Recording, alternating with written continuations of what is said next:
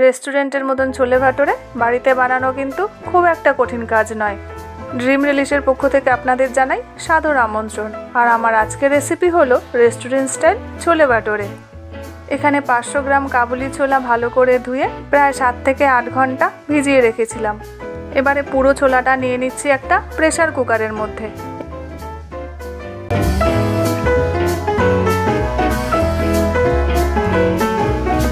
এবার এর মধ্যে দিয়ে দিচ্ছি কয়েকটা শুকনো আমলকি, 1 চামচ বেকিং পাউডার আর স্বাদ মতন লবণ।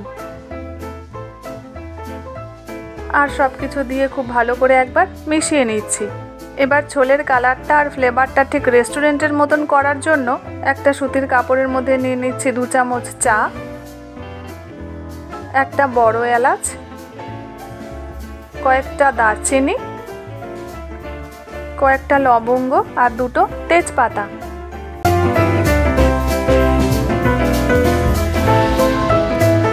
এবারে কাপড়টা একটা ছোট পুটুলি মতন করে প্রেসার কুকারের মধ্যে দিয়ে দিচ্ছি।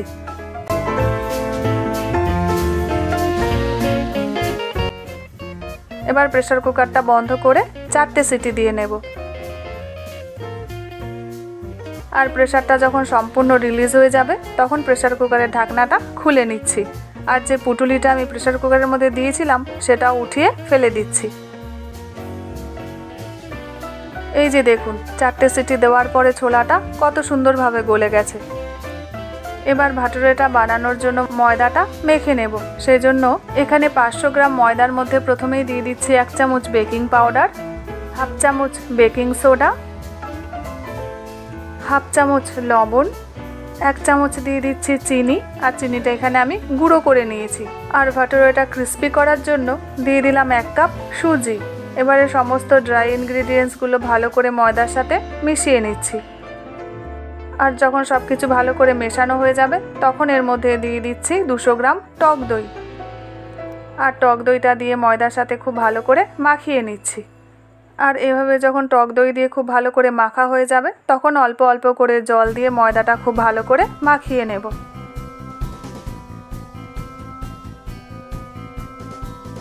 ময়দাটা খুব ভালো করে মেখে এবারে দিয়ে দিচ্ছি 2 চামচ সাদা তেল।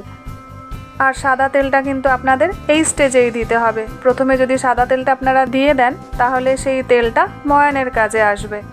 এখানে ময়দাটা কিন্তু সাদা তেল দিয়ে ময়ান দিলে হবে না। ময়দাটা ভালো করে মাখার পরই সাদা তেলটা দিয়ে দিতে হবে। আর সাদা তেল দিয়ে ভালো করে ময়দাটা আরও একবার মাখিয়ে নিচ্ছি। আর যখন ময়দাটা ঠিক এইভাবে মাখা হয়ে যাবে তখন ওপর থেকে কিছুটা সাদা তেল মাখিয়ে একটা ভিজে কাপড় চাপা দিয়ে প্রায় 30 মিনিটের জন্য রেখে দেব। এবার ছোলেটা বানানোর জন্য একটা মশলা বানিয়ে নেব। সেজন্য কড়াইতে দিয়ে দিলাম 3টে শুকনো লঙ্কা, কয়েকটা এলাচ, কয়েকটা লবঙ্গ, 2টো দারচিনি, একটা স্টার ফুল, দিয়ে দিচ্ছি গোটা ধনে 1 চামচ, মৌরি দিয়ে দিলাম 1/2 চামচ, গোটা জিরে দিয়ে দিলাম 1/2 চামচ, 2টো তেজপাতা আর কয়েকটা গোলমরিচ। এবারে সমস্ত উপকরণ খুব ভালো করে ভেজে নিচ্ছি। আর যখন ঠিক এরকমভাবে ভাজা হয়ে যাবে তখন একটা প্লেটের মধ্যে তুলে ঠান্ডা করে নিচ্ছি। আর ঠান্ডা হয়ে গেলে মশলাগুলো দিয়ে দিচ্ছি একটা মিক্সিং জারের মধ্যে। এবারে এর মধ্যে দিয়ে দিচ্ছি 1/2 চামচ বিট লবণ, 1/2 চামচ এমনি লবণ, 1 চামচ আমচুর পাউডার, 1 চামচ চাট মশলা আর 1 চামচ দিয়ে দিলাম কাশ্মীরি রেড চিলি পাউডার। এবারে সমস্ত কিছু খুব ভালো করে একটা পাউডার করে নেব। এই চানা মশলাটা আপনারা চাইলে বাজার থেকেও কিনে আনতে পারেন, তবে ঘরে যদি এইভাবে বানানো হয় তাহলে এর টেস্টটা আরও অনেক বেশি ভালো হয়। এবারে তাহলে চলুন ছোলেটা বানিয়ে নিই। সেজন্য কড়াইতে পরিমাণ মতন সাদা তেল দিয়ে দিই। আর তেলটা গরম হয়ে গেলে এর মধ্যে দিয়ে দিচ্ছি পেঁয়াজ বাটা। এখানে 3টে মিডিয়াম সাইজের পেঁয়াজ আগে থেকে মিক্সিতে পেস্ট করে রেখেছিলাম। আর পেঁয়াজটা যখন ঠিক এরকম লাল লাল করে ভাজা হয়ে যাবে তখন এর মধ্যে দিয়ে দিচ্ছি আদা রসুন বাটা। আর ঝালের জন্য দিয়ে দিলাম কয়েকটা কাঁচা লঙ্কা কুচি। আদা রসুন দিয়ে খুব ভালো করে কষানোর পর যখন আদা রসুনের কাঁচা গন্ধটা চলে যাবে তখন তার মধ্যে দিয়ে দিচ্ছি টমেটো পেস্ট। আর টমেটো পেস্ট দিয়েও খুব ভালো করে মিশিয়ে নিচ্ছি। এরপর টমেটোর কাঁচা গন্ধটা বেরিয়ে গেলে কিছু গুঁড়ো মশলা অ্যাড করে দেব।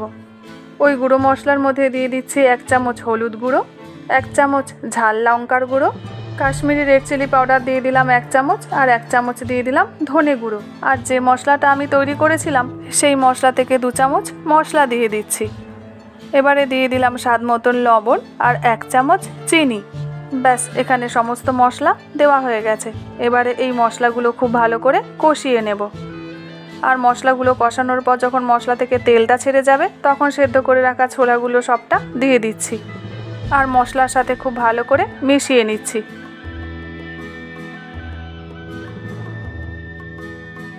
4 থেকে 5 মিনিট ধরে ফোটানোর পর দেখুন কত সুন্দর একটা কালার চলে এসেছে। ঠিক রেস্টুরেন্টের মতন ছোলের কালারটা কিন্তু চলে এসেছে। এবারে এর টেস্টটা একদম রেস্টুরেন্ট স্টাইল করার জন্য একটা কড়াইতে নিয়ে নিচ্ছি 1 চামচ ঘি। আর ঘিটা যখন সম্পূর্ণ গলে যাবে তখন এর মধ্যে দিয়ে দিলাম 1 চামচ জোয়ান আর এরকম স্লাইস করে কেটে রাখা আদা।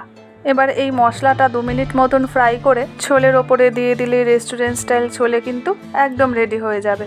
আমি যেভাবে আজকে ছোলেটা বানালাম ঠিক সেইভাবেই বাড়িতে একবার বানিয়ে দেখুন, এর টেস্টটা কিন্তু অপূর্ব হয়।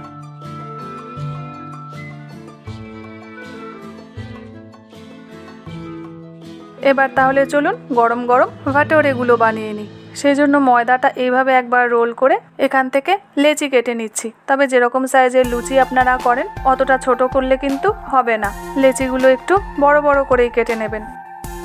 আর লেচিগুলো যখন সব কাটা হয়ে যাবে তখনই কিন্তু ভাটোরেগুলো বেলবেন না। লেচিগুলো কেটে আরও 10 মিনিটের জন্য ভিজে কাপড় দিয়ে চাপা দিয়ে রাখতে হবে। আর 10 মিনিট পর চাপা খুলে একটা করে লেচি নিয়ে ভাটোরের আকারে বেলে নেব। তবে বেলার আগে যেখানে বেলবেন সেখানে অবশ্যই একটু তেল মাখিয়ে নেবেন, তাতে ভাটোরেগুলো বেলতে সুবিধা হবে।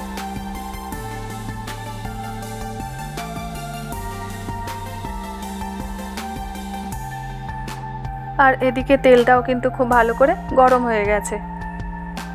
এবারে ভাটোরেগুলো বেলে গরম তেলের মধ্যে ছেড়ে দিচ্ছি।